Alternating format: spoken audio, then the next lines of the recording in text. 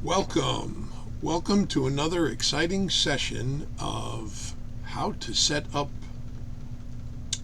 print work so it will print properly.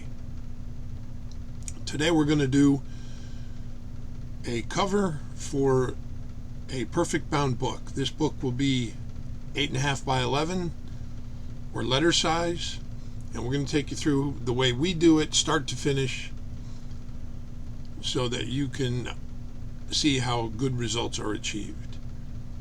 So to start with, the most important thing is knowing what size your book is going to be, and then knowing what formula to use to calculate the thickness of the spine, and that is determined by taking this number, always this number, 0.002435, times the number of pages. In this case, we're going to do a 100-page book. And when you multiply that, this is the decimal that it gives you. Then we're going to take and make our page size. We're going to start with 8.5 for the front cover, 8.5 inches for the back cover, and 0.2435 rounded up to 0.25 gives us a total page width for our workspace of 17.25. This does not include the bleed, and that's very important, and we'll get back to that. Okay, so what we need to do is open a document. I already have this one opened here, but I will show you the process. Again, we're in Photoshop. It's what we like to use. We pay for a subscription for it. You can do this same process in Inkspace or in GIMP, and those are both free. So in Photoshop, you click File and New, and here's what you get. We want to create a document that is 17.25 inches wide and 0.25 wide and 11 inches tall. Remember, there's no bleed on this. That's the overall page width for the front and back cover with the spine, and this is the book height, 11 inches. Now I already have my document open. I'm going to adjust the size, but that's how you would do it. Oh yeah, you want your resolution to always be 300 dpi or greater. 300 dpi is fine. It doesn't need to be 6, but it should not be less than 300 dpi to get a good quality printout. The rest of this doesn't really matter.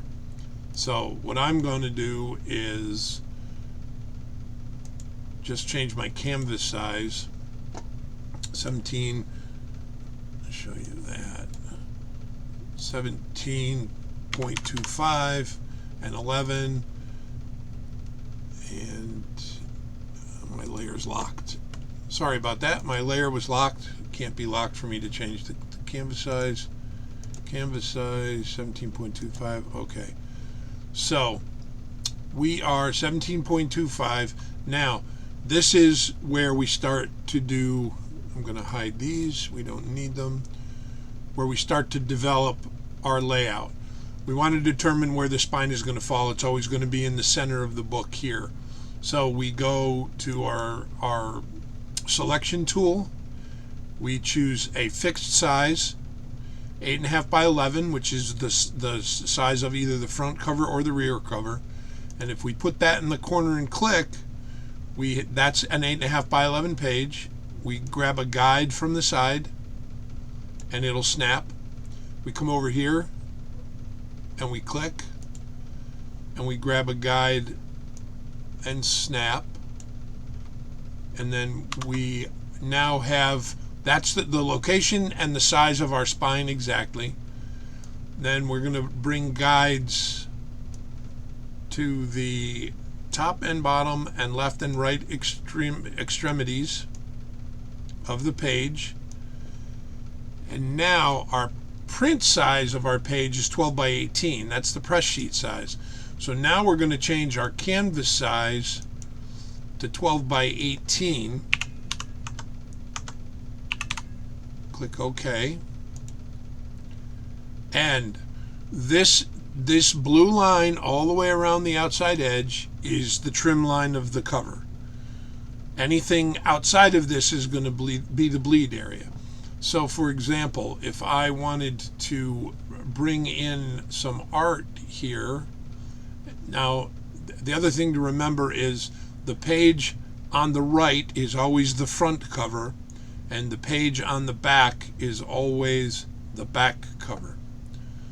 So if I have some art that I want to place,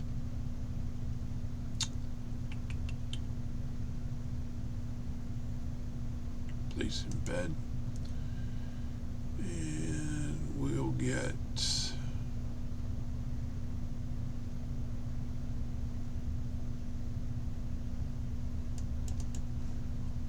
let's say this is going to be my book cover.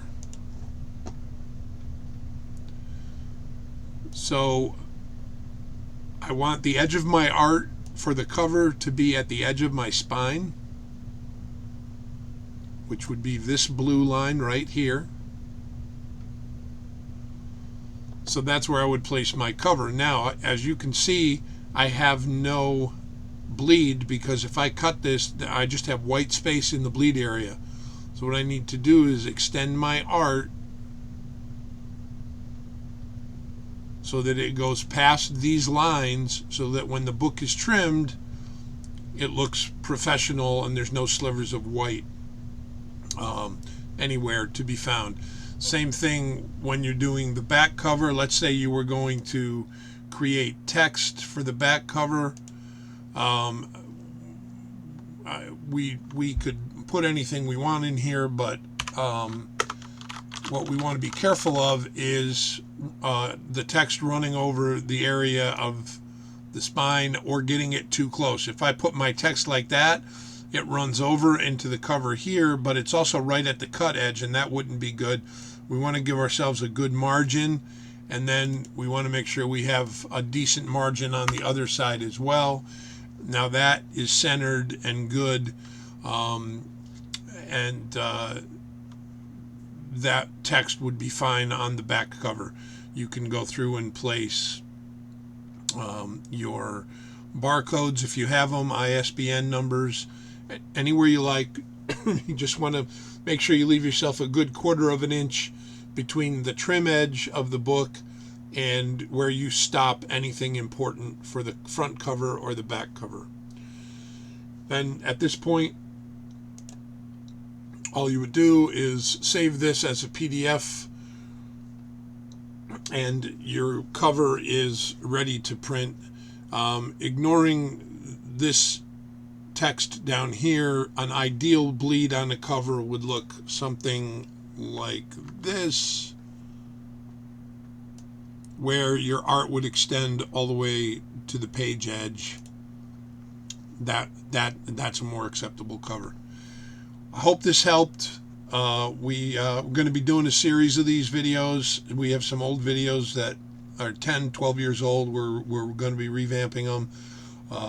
Hopefully they will get better as we go along. We hope you liked it. If you did, please like and subscribe down below. It really helps us build a following on the channel, and keep your eyes out for the next one. Thank you.